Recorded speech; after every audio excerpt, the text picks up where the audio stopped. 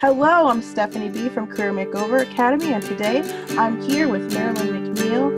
I never really wanted you to think that I didn't even care. An amazing musician and artist that I have grown to know and love. Never really wanted you to think that I didn't know. I've met her through her YouTube channel, which I think that you guys should totally check out. Her inspiration is American roots. She's a musician who embodies the indie folk music spirit. And I would just like to say, hello, Marilyn, how are you doing today? Great. I'm super excited to be here. Thank you so much. I can't tell you how excited I am to have you here. I mean, you know that I've been a fan of your music from day one when I saw your channel.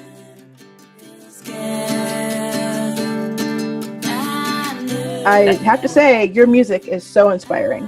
Thank you. I really appreciate that. That's one of the things I love about YouTube is I find each platform has its strengths and weaknesses, and YouTube is, it encourages comment and interaction in a really unique way. And when I find content that I really love, I love to take time and just put in a meaningful comment and let the person know. And as someone on the receiving end of that, it means a lot. And you can tell when people are being genuine, like versus, like a thumbs up and emoji, which is nice, Yeah. But I've appreciated your support, and it really is encouragement, because it means that you've taken the time, just a few minutes, to jot down what you're thinking, and that is encouragement. I knew I loved you.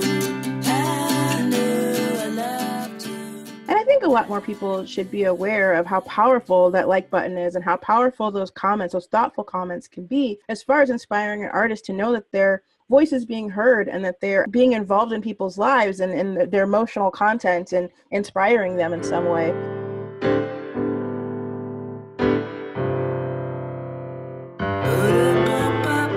Music really feeds the soul.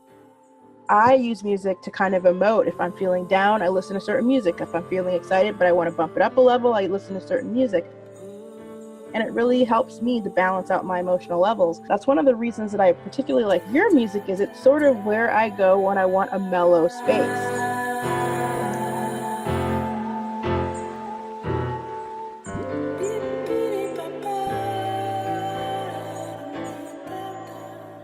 Because it's almost meditative for me when I listen to your music.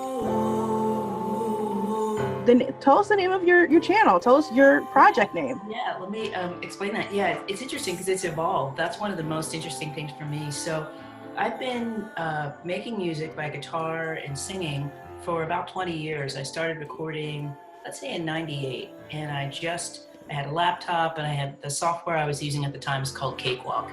I learned that I could record my voice and play it back and sing over that, over that. So I got started in home recording early on and enjoyed it. And I've been doing it on and off for years. And then last year, right after the election, there's just so much rancor and energy. It's just a kind of a crazy energized time in America. And I felt, what do I need to do for myself to take care of myself, to feel grounded and centered? And then I'm a professional instructor. So I enter the classroom and people are looking for me to structure the space, to structure the time, and to support them in their learning journey, right? So I've got to be, if I'm feeling crazy, that doesn't work. And so if I'm distracted or tired, I notice that my presentation isn't as good, and the students are distracted and tired too. Yeah, they're not going to be engaged. Yeah. They directly feed off of, I really set the tone. So I feel teaching is a vocation for me. It's a wonderful thing. I do it part-time, and I'm able to work on my music. So I felt like I need to get this, I want to get my energy together for myself, and also in my professional role, I want to be confident and provide the best that I can. And so that's the first time that I turned to music really out of necessity, rather than, just enjoying it or exploring the guitar or exploring my voice. I really felt like I need to come back to this. I need to make a practice around it and work on creating music that helps me feel grounded and centered. It was kind of cathartic for you, wasn't it? It sounds as if it was the balm you needed to soothe Absolutely. the ailments of that time. Yeah. Yeah, for sure. And one of the things is I went on YouTube. Sometimes I couldn't sleep at night, and I was looking for calm, just like kind of relaxing stuff. And there's actually quite a bit of ambient music, but I found that I wanted to hear the human voice. And so I couldn't find what I was looking for. And I said, wait a minute, I'll just do it myself. And so, which is a beautiful thing about this era. With a minimal capital investment, someone can purchase a laptop, a few pieces of software, and begin to produce. And actually, you don't even need the laptop. It's great, and I'm grateful for it. But with the smartphone and apps, basically we have the ability to express our feelings and publish it globally within minutes. Yeah.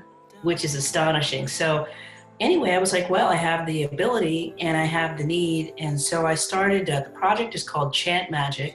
I've kind of come up with an ambient electronic layer. So, you know, I'd use my little keyboard and be like, you know, and then I would sing a layer over that. And then I would harmonize with that. So I'm not a, this is a deep instinct and ability in me, because harmony for some people is really difficult.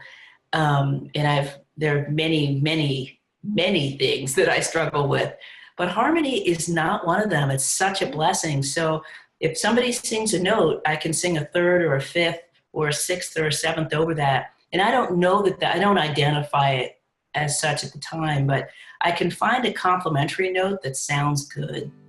So I just was doing that, and the process was relaxing. I'd record, I'd edit, and then bringing it back to platforms. In the past couple years, I would record something and I put it on SoundCloud. And I just didn't feel community there. I mean, people would comment and like and share, and that felt good, but it didn't feel like YouTube feels. So one of the things as I moved forward with new content is I decided, let me make a video for every song, and I'll put it on YouTube and kind of see what that's like.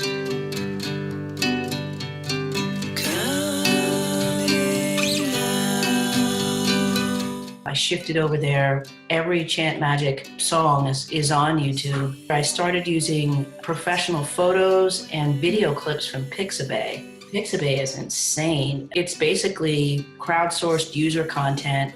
The people who contribute are kind of photography and videography enthusiasts. Mm-hmm. The quality is super high. And I think they vet the stuff. So you can, if there's nothing blurry, fuzzy, it's really high quality content. Yeah. And it's the best price ever. Yeah, exactly. Totally. I discovered this resource, I downloaded stuff, and I use iMovie, so I, bring in the audio, bring in the images, and I just edit together. The initial chants are 1 minute, minute and a half, 2 minutes, sometimes 3 minutes. They're really short. I think on my channel I have about 60 of those, a bunch. Oh, I would amazing. do it every week. Yeah, I really got into it.